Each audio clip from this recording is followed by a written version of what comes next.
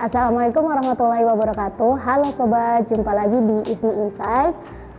Tunggu deh, kayak kita pernah deh ketemu sebelumnya, tapi di mana ya? Oh iya, video ini kan udah pernah diambil, benar nggak sih? Nah, teman-teman semua pernah nggak mengalami kejadian seperti itu?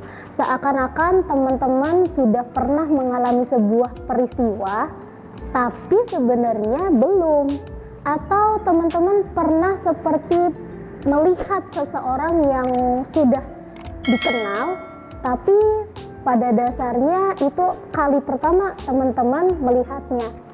Atau seperti teman-teman pernah ketika pergi ke suatu tempat, teman-teman seperti melihat bayangan bahwa teman-teman pernah singgah di tempat tersebut, padahal tempat itu kali pertama teman-teman kunjungin.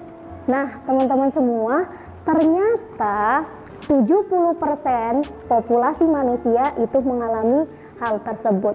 Saya pribadi pun pernah beberapa kali mengalaminya. Udah tahu ya apa istilahnya? Istilahnya adalah deja vu.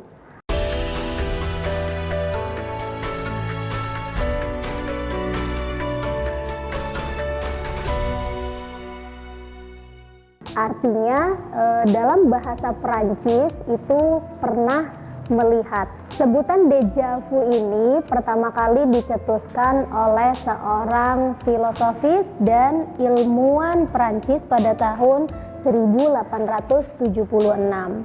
Menurut Sigmund Freud, terjadinya deja vu berhubungan dengan keinginan yang terpendam. Sedangkan menurut Carl Jung mengatakan bahwa deja vu berhubungan dengan alam bawah sadar kita. Bagaimana deja vu bisa terjadi? Meski umum, deja vu sangat sulit dijelaskan dan dipelajari karena pengalaman tersebut sulit untuk ditiru di laboratorium.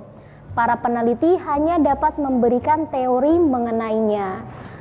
Berikut 5 teori dalam upaya memecahkan deja vu. Yang pertama, gangguan sinkronisasi di dalam otak.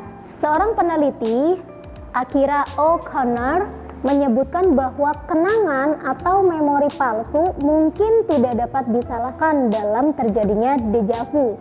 Mungkin saja fenomena itu terjadi ketika otak sedang memeriksa memori. Ia melakukan penelitian terhadap 21 peserta dengan cara memberi daftar kata-kata yang berhubungan dalam satu tema, yaitu tidur. Ketika ditanyai apakah para peserta tahu dengan tidur, peserta menjawab mungkin pernah. Peneliti kemudian memindai otak peserta dengan pemindai MRI dan menyimpulkan deja vu terjadi karena daerah frontal otak bisa membolak-balikan ingatan kita. Daerah frontal akan mengirim sinyal jika tidak ada ketidakcocokan antara yang dipikirnya telah dialami dengan yang sebenarnya. Temuan ini kemudian dipresentasikan dalam konferensi memori internasional di Budapest.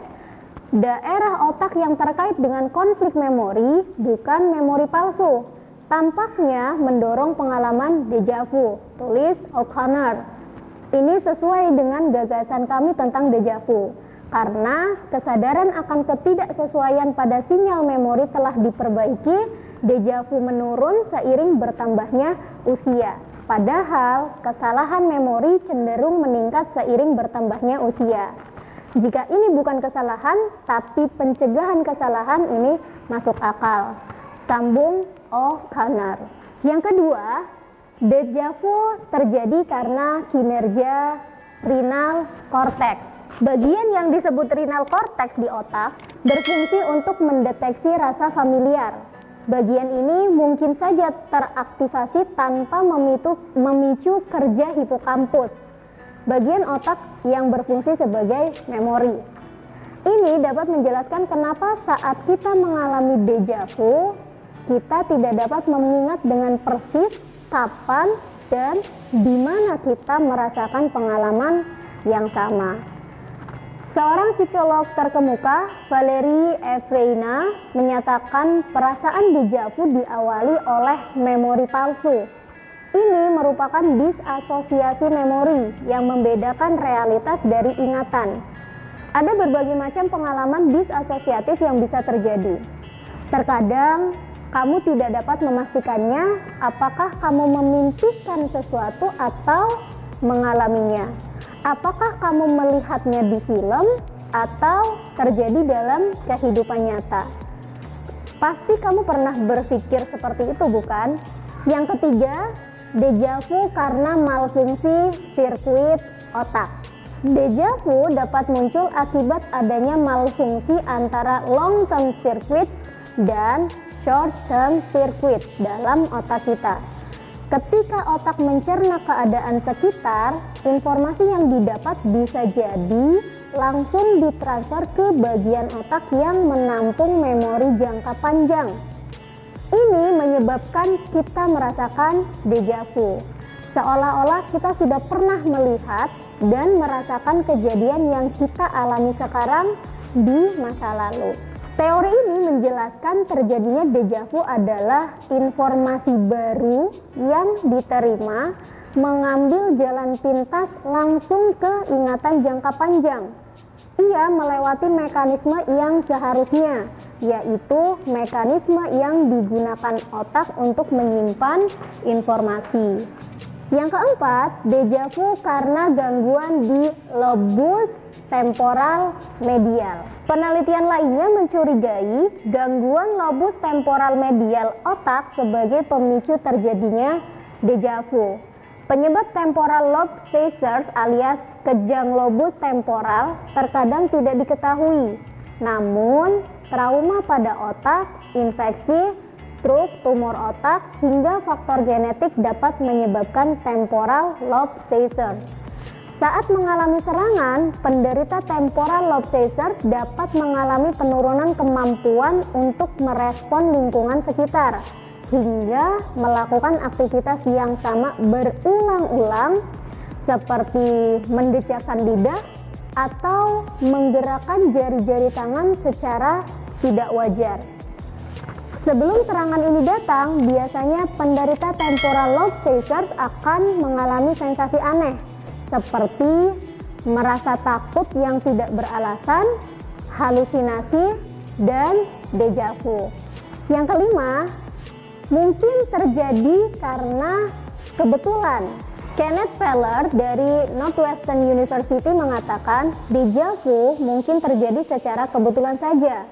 Mungkin peristiwa yang dialami itu hanya serupa atau mirip dengan yang pernah dibayangkan. Nah, teman-teman semua, meskipun teori mengenai dejavu belum bisa dipecahkan dengan pasti, belum ditemukan alasan yang jelas kenapa seseorang bisa mengalami dejavu, tapi jangan khawatir.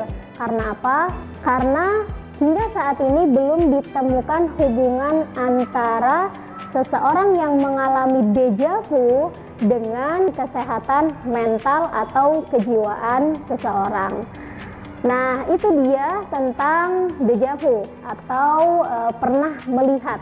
Ya, jadi seakan-akan kita pernah mengalami kejadian yang sama sebelumnya, tapi padahal belum.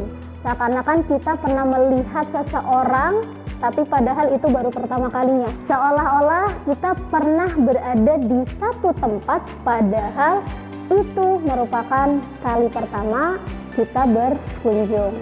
Nah, jadi jangan khawatir ya jika kamu merasa beberapa kali merasa dejavu.